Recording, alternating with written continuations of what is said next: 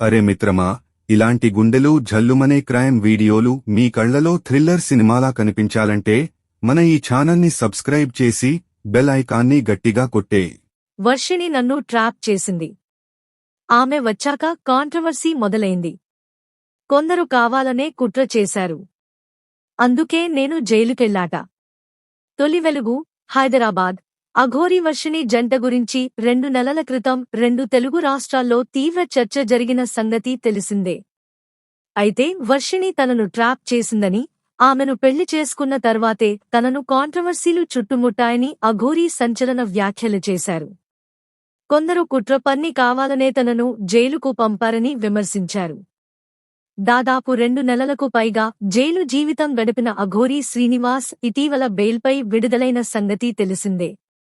ఈ సందర్భంగా మీడియాకు కనిపించకుండా తిరుగుతున్నారు. తాజాగా శనివారం నాడు ఆర్టీవీతో అఘోరీ శ్రీనివాస్ ప్రత్యేకంగా మాట్లాడారు. అసలేం జరిగిందంటే, అఘోరీ వర్షిణి జంట గురించి 2 నెలల క్రితం తెలుగు రాష్ట్రాల్లో తీవ్ర చర్చ జరిగింది. వారిద్దరూ ఎంతో మంది చెప్పినా వినకుండా పెళ్లి చేసుకుని ఒకరినొకరు వదిలి ఉండలేమని మీడియా ముందు చెప్పారు. అయితే పలు కేసుల్లో అఘోరీ జైలుకు వెళ్లడంతో అంతా తారుమారైంది. వర్షిణిని కొద్ది రోజులు రిహాబిలిటేషన్ సెంటర్కు తరలించారు పోలీసులు. రిహాబిలిటేషన్ సెంటర్ నుంచి తిరిగి వచ్చిన ఆమె తన ఫ్రెండ్స్తో ఎంజాయ్ చేస్తూ తన జీవితాన్ని కొనసాగిస్తోంది. అయితే తాజాగా జైలు నుంచి బయటకు వచ్చిన అఘోరీ ఒంటరిగా తిరుగుతున్నారు. ఈ సందర్భంగా ఆర్టీవీతో తన జైలు జీవితం, అంతకుముందు జరిగిన ఘటనలు, భవిష్యత్తులో తానేం చేయబోతున్నాననేది వివరించారు. జైలు జీవితంలో తాను చాలా అనుభవించానని, ఎవరూ జైలుకు వెళ్లకూడదని తాను కోరుకుంటున్నానని తెలిపారు. తనకు కోట్ల ఆస్తులు లేవని, తన దగ్గర అంత ఆస్తి ఉంటే ఒక గుడి కట్టుకుని దాంట్లో ఉండేదాని, బయటకు కూడా రాకపోయేదాని తెలిపారు.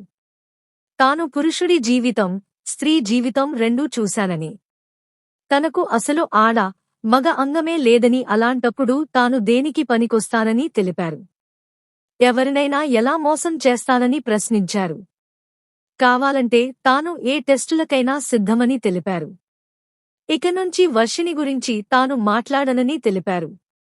దేవుడు ఎవరికి ఏం చేయాలో అదే చేస్తాడని చెప్పింది. ప్రస్తుతం తన కుటుంబం పేదరికంలో నలిగిపోతోందని తెలిపింది. ఆవులు, 4 ఎకరాల భూమి అమ్ముకుని బయటకు వచ్చారని తెలిపారు. నన్ను కొందరు ట్రాప్ చేసి జైలుకు పంపారని, ఇకపై ఎవరూ తన దగ్గరకు రా, తనను ఎవరూ నమ్మొద్దని అఘోరీ తెలిపింది.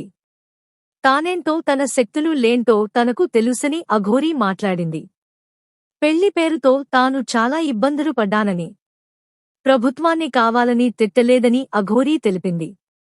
జడ్జీలు తనకు న్యాయం చేస్తారన్న నమ్మకం ఉందని, మరో అఘోరీని తెలుగు ప్రజలు చూడబోతున్నారని అఘోరీ తెలియజేసింది. ఇకపై తెలుగు రాష్ట్రాల్లో తిరుగుతానని, త్వరలో కాశీకి వెళ్తానని చెప్పింది. తనకు రాజ్యాంగంపై నమ్మకం ఉందని తెలిపింది. తాను వాయిదాల నిమిత్తం, పోలీస్ స్టేషన్లలో సంతకాల నిమిత్తం వచ్చినప్పుడు తనపై ఎవ్వరూ ఎక్కువ ఫోకస్ పెట్టొద్దని, తనను దయచేసి వదిలేయాలని అఘోరీ రిక్వెస్ట్ చేసింది. జాగ్రత్తలు మరియు సలహాలు.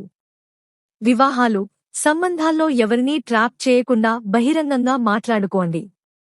మానసిక ఆరోగ్య సమస్యలు ఉన్నప్పుడు కౌన్సెలింగ్ తీసుకోండి. జైలు జీవితం ఎవరినీ ప్రోత్సహించదు. కుటుంబ సమస్యలు ఉన్నప్పుడు చట్టపరమైన సలహా తీసుకోండి. పేదరికం, ఆర్థిక సమస్యలు ఉన్నప్పుడు గవర్నమెంట్ స్కీమ్లు, ప్రధానమంత్రి ముద్రా యోజన, ఉద్యోగ రక్షణ ఉపయోగించండి.